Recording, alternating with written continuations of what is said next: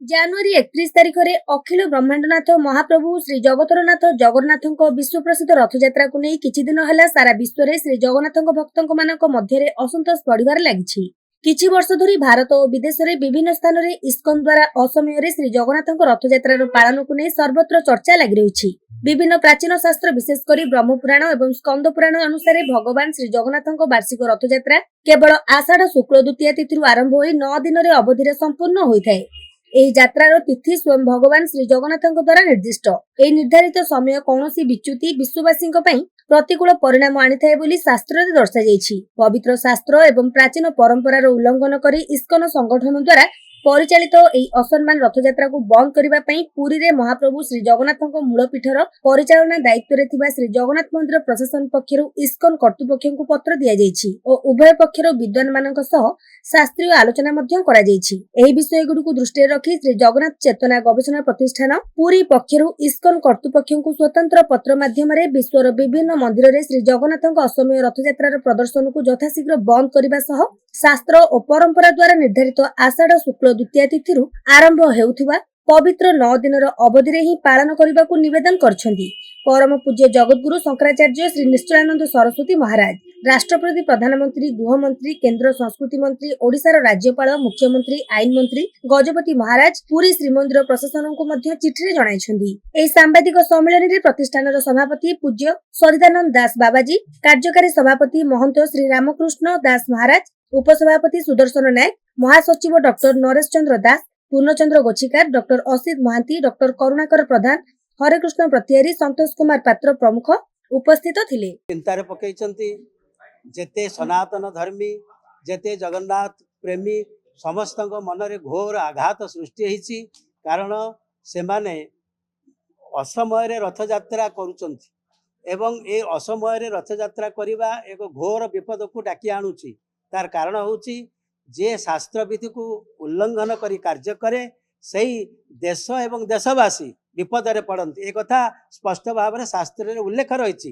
ତେଣୁ ଶ୍ରୀ ଜଗନ୍ନାଥ ଚେତନା ଗବେଷଣା ପ୍ରତିଷ୍ଠାନ ଏହାକୁ ସମ୍ପୂର୍ଣ୍ଣ ଭାବେ ହୃଦୟଙ୍ଗମ କରି ଏବଂ ସେ କ'ଣ କାର୍ଯ୍ୟକ୍ରମ କରିବ, ଆମର ଯେଉଁ ବରିଷ୍ଠ କର୍ମକର୍ତ୍ତାମାନେ ଅଛନ୍ତି ସମସ୍ତଙ୍କ ସାଙ୍ଗରେ ବିଚାର ବିମର୍ଶ କରି ବର୍ତ୍ତମାନ ଆମର ମହାମାନ୍ୟ ରାଷ୍ଟ୍ରପତିଙ୍କୁ, ମହାମାନ୍ୟ ପ୍ରଧାନମନ୍ତ୍ରୀଙ୍କୁ ଏବଂ ଗୃହମନ୍ତ୍ରୀଙ୍କୁ, ସଂସ୍କୃତି ମନ୍ତ୍ରୀଙ୍କୁ ଏବଂ ଆମ ରାଜ୍ୟର ରାଜ୍ୟପାଳଙ୍କୁ, ତା ସହିତ ମୁଖ୍ୟମନ୍ତ୍ରୀଙ୍କୁ ଏବଂ ସଂସ୍କୃତି ମନ୍ତ୍ରୀଙ୍କୁ ସମସ୍ତଙ୍କୁ ଆମେ ପତ୍ର ମାଧ୍ୟମରେ ଜଣାଇଛୁ।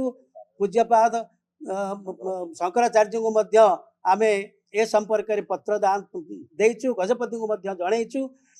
ତେଣୁ ଆମେ ଏଇ ଚିଠି ଦେଇଛୁ ଗୋବର୍ଦ୍ଧନ ଦାସ ଯିଏ ହେଉଛନ୍ତି ଜିବିସିର ଅର୍ଥାତ୍ ଇସ୍କନର ଯେଉଁ ପରିଚାଳନା ସମିତି ରହିଛି ତାର ଯେଉଁ ଅଧ୍ୟକ୍ଷ ତାଙ୍କୁ ଆମେ ପତ୍ର ଦେଇଛୁ ଏବଂ କପି ଏମାନଙ୍କ ପାଖକୁ ଦେଇଛୁ।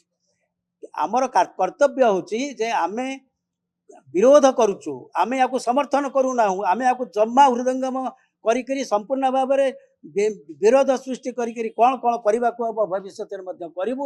ଆମ ପାଖକୁ ଆମର ମହାମାନ୍ୟ ରାଷ୍ଟ୍ରପତି ଆସୁଛନ୍ତି ଏବଂ ଆମେମାନେ ବିଚାର କରୁଛୁ ଯେ ବର୍ତ୍ତମାନ ଏହି ସ୍ଥାନରେ ସିଏ ଗୋଟେ କାର୍ଯ୍ୟକ୍ରମରେ ଆସିଛନ୍ତି ଏବଂ ସିଏ ତାଙ୍କର ପିଣ୍ଡଦାନ କରିବେ ତାଙ୍କ ପିତୃପୁରୁଷଙ୍କ ଉଦ୍ଦେଶ୍ୟରେ, ଜଗନ୍ନାଥଙ୍କୁ ଦର୍ଶନ କରିବେ।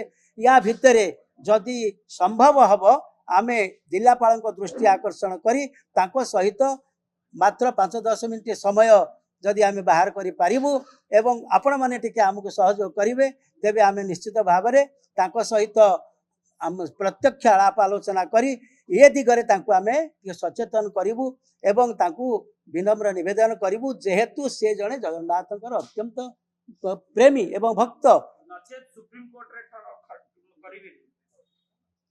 ସୁପ୍ରିମକୋର୍ଟରେ ଏବଂ ଜାତୀୟ ଯେଉଁ କୋର୍ଟ ରହିଛି ସେଥିରେ ସେ ହେଉଛି ଆମର ଅନ୍ତିମ ପଦକ୍ଷେପ। କାରଣ ଥରେ ସୁପ୍ରିମକୋର୍ଟ ଯଦି ମନା କରିଦେଲା ତେବେ ଆଉ ଆମେ ଆଗକୁ ଆଗେଇ ପାରିବାନି।